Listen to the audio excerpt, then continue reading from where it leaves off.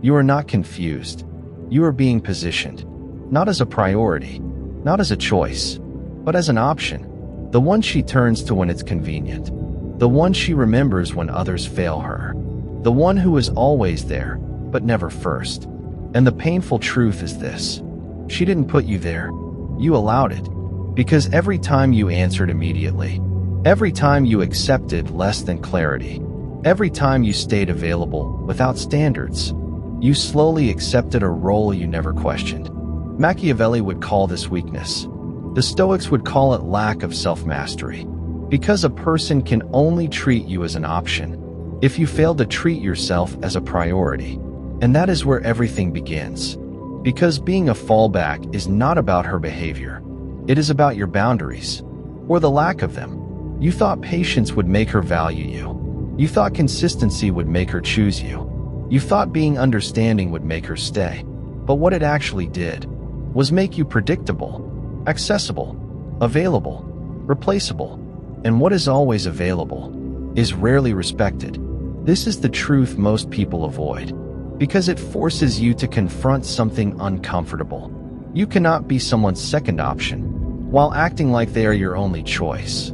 That imbalance is what destroys your position. Not instantly, but gradually. You start waiting for her replies. You start adjusting your time for her availability. You start hoping she will finally choose you. And without realizing it, you give away your power. Because power is not about control over others. It is about control over yourself. The Stoics understood this deeply. They didn't chase attention. They didn't compete for validation. They maintained their standards and let their presence speak. Now ask yourself honestly, are you choosing her, or are you waiting to be chosen? Because those are two completely different positions, and one of them will always leave you powerless. But here's where it becomes dangerous. Because staying in this role does more than affect your relationship. It slowly changes how you see yourself. How being the fallback quietly destroys your self-respect, and why most people don't notice it happening. Being the fallback doesn't just affect how she treats you. It reshapes how you see yourself. Quietly, gradually, without you even noticing it at first. Because every time you accept being second, you send yourself a message. I am not enough to be chosen first. And that message doesn't stay small. It grows. You start questioning your worth. You start lowering your standards. You start accepting less, just to keep the connection alive. Not because you want to, but because you've become emotionally invested in the outcome. And that investment blinds you. The Stoics warned about this kind of attachment. When you depend on something outside of your control, you give it power over your inner state. And that's exactly what happens here. Her attention controls your mood. Her replies control your energy. Her silence controls your thoughts. You become reactive, waiting, checking, hoping. And the more you wait, the more your self-respect begins to erode. Because self-respect is not built through words. It is built through what you tolerate. And when you tolerate inconsistency, you normalize it. You start telling yourself, she's just busy. She needs time. It will get better. But deep down, you know the truth. If someone truly values you, they don't keep you in uncertainty. They don't make you feel optional.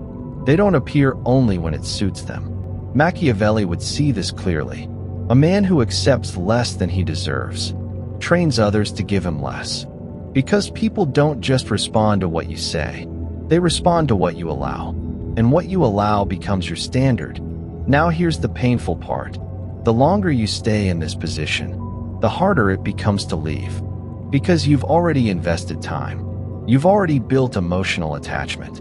You've already imagined what it could be. So you stay, not because it's right, but because leaving feels like loss. But understand this clearly. You are not losing her. You are losing a position that was never fully yours. And once you see that, everything changes. Because now the question is no longer, why isn't she choosing me? It becomes, why am I choosing a situation that lowers me? And that question is where your power begins to return. But here's where most people still get it wrong. Because even when they recognize the problem, they don't know how to step out of it.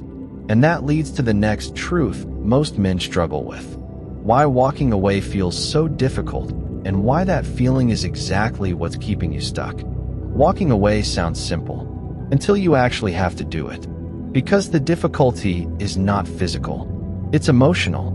You're not just stepping away from a person. You're stepping away from what you hoped it could become. The conversations, the moments, the imagined future. And that's what makes it heavy. The Stoics understood this kind of attachment. We suffer more from imagination than reality. Because what keeps you stuck is not what is. It's what could be. You replay the good moments. You focus on the potential. You convince yourself that if you just wait a little longer, things will change. But potential is not reality. And living inside potential keeps you trapped. Now here's the deeper truth. The longer you stay in something uncertain, the more you invest emotionally. And the more you invest, the harder it becomes to detach. Because now leaving doesn't just feel like a decision. It feels like losing something meaningful, even if that meaning was never fully real. Machiavelli would see this clearly. A man who cannot detach cannot maintain power, because attachment clouds judgment. It makes you tolerate inconsistency. It makes you accept behavior you normally wouldn't. It makes you stay where you should leave. And all of that comes from one place. Fear. Fear of being alone. Fear of starting over. Fear of not finding something better. So instead of facing that fear, you stay in a situation that slowly drains you. And that is the real loss. Not losing her, but losing your clarity, your direction, your self-respect. Now understand this. Walking away is not about giving up. It's about choosing alignment over attachment. It's about recognizing when something is not serving your growth and having the strength to step back, even when it's uncomfortable, because discomfort is temporary, but staying in the wrong position creates long-term damage. The Stoics practiced this discipline. They didn't hold on to things out of emotion. They held on to what aligned with their values and released what didn't. Now ask yourself honestly, are you staying because it's right or because it's familiar? Because familiarity can feel like comfort, even when it's slowly hurting you. And once you see that clearly, you realize something powerful. You are not stuck. You are choosing to stay. And if you are choosing to stay, you can also choose to leave. But here's where it becomes even more important. Because walking away is not enough. If you don't change how you operate, you will repeat the same situation again. And that leads to the next truth most people never confront. Why you keep becoming the fallback, the pattern most men unknowingly repeat. You don't become the fallback by accident. You become it through patterns. Patterns you repeat, without realizing what they're creating. You overgive early. You respond instantly. You make yourself constantly available. And at first, it feels like effort, like you're doing the right thing. But what you're actually doing is removing all challenge, all mystery, all uncertainty. And without those, there is no tension, no curiosity, no reason for her to invest equally. Machiavelli understood this dynamic well. What is easily obtained is easily devalued, not because it lacks worth, but because it lacks resistance. And resistance creates perception. It signals that something has value. Now here's the deeper truth. When you give too much without boundaries, you create imbalance. You invest more. You care more.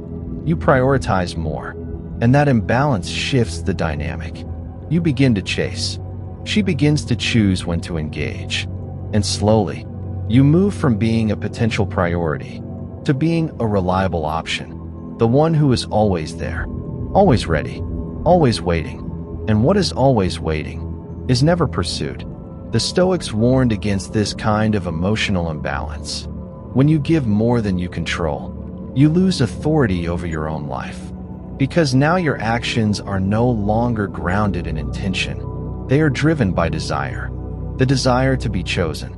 The desire to be validated. The desire to make something work. And desire without discipline leads to self-neglect. Now look at the pattern clearly. You meet someone. You invest quickly.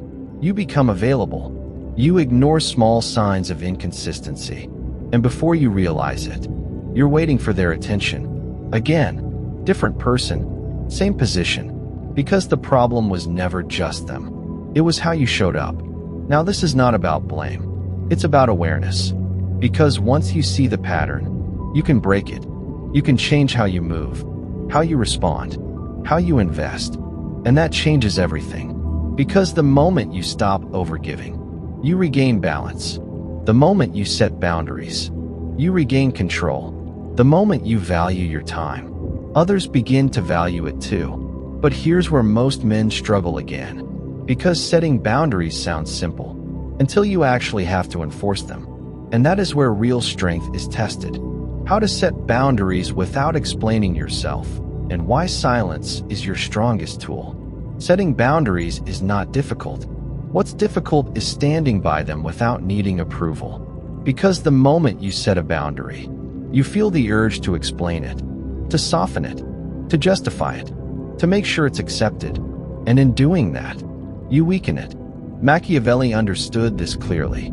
The more you explain your position, the less powerful it appears. Because explanation often comes from doubt, from the need to be understood, from the fear of being judged. But a man who is certain does not need to convince. He decides, and he stands by that decision. Now here's the truth most people struggle with. A real boundary does not require permission. It requires consistency. If you say you value your time, but still respond whenever it's convenient for her, that's not a boundary. That's a preference. If you say you won't tolerate inconsistency, but continue engaging when it happens, that's not a boundary. That's hesitation. And hesitation invites the same behavior to continue. Because people don't follow what you say, they follow what you enforce. The Stoics practice this through discipline. They align their actions with their values. Not occasionally, but consistently. Because consistency creates clarity, and clarity creates respect. Now here's where it becomes powerful. When you stop over-explaining and start acting with quiet certainty, people feel the shift. You respond less emotionally. You engage more intentionally. You withdraw when something doesn't align. Not dramatically, not aggressively, but calmly. And that calmness carries weight, because it shows that your decisions are not reactions. They are standards. Now understand this clearly. You don't need to announce your boundaries. You demonstrate them through your behavior, through your consistency, through what you allow and what you don't. And over time, that creates a new dynamic. Because now the interaction is no longer one-sided. It becomes balanced, mutual, intentional, or it ends. And either outcome works in your favor, because you are no longer losing yourself in the process. But here's where it reaches the final level. Because once you set boundaries and regain control, there is one thing that changes everything completely. Your value. Not how you see yourself, but how others experience you. Why you become more attractive the moment you stop being the fallback, the final shift. The moment you stop accepting the fallback position, your entire presence changes. Not in a loud way, not in a forced way, but in a way people feel immediately. Because you are no longer available by default. You are no longer responding out of need. You are no longer adjusting yourself to be chosen. And that shift changes how you are perceived. Machiavelli understood this deeply. Value increases the moment access becomes limited. Not because you are playing games, but because you are no longer overextending yourself. You choose when to engage. You choose where to invest your energy. You choose what aligns with your standards. And that control creates attraction. Not just romantic attraction, but respect. Because people are naturally drawn to what is centered and selective. Now here's the deeper truth. When you stop being the fallback, you stop operating from scarcity. You stop thinking, this is my only option. I need to make this work. I can't lose this. And instead, you begin to think, if it aligns, it stays. If it doesn't, it goes. That mindset alone changes everything. Because now your decisions are not driven by fear. They are driven by standards. and standards create structure. Structure creates stability, and stability creates presence. Now think about this. A person who feels your absence will either move closer or reveal their true position, and both outcomes give you clarity, because clarity is power. It removes confusion. It removes guessing. It removes emotional dependency. And once you have clarity, you move differently, with intention, with confidence, with control. The Stoics valued this above all. Inner stability over external attachment. Because when you are stable within yourself, you no longer chase what is uncertain. You attract what is aligned. Now here is the final truth. You don't become attractive by trying to be chosen. You become attractive by choosing yourself first. Every time. Without hesitation. Without guilt. Without needing approval. And when you reach that point, you are no longer an option in someone else's life. You are a standard. And standards are not negotiated. They are either met, or they are left. If this made you see your situation clearly, don't ignore it, because most people will recognize this pattern and still go back to it. But you don't have to. Backhand index pointing right. Subscribe to the channel for more Stoic wisdom, self-mastery, and powerful mindset content. Because the moment you stop settling for less is the moment your life begins to change.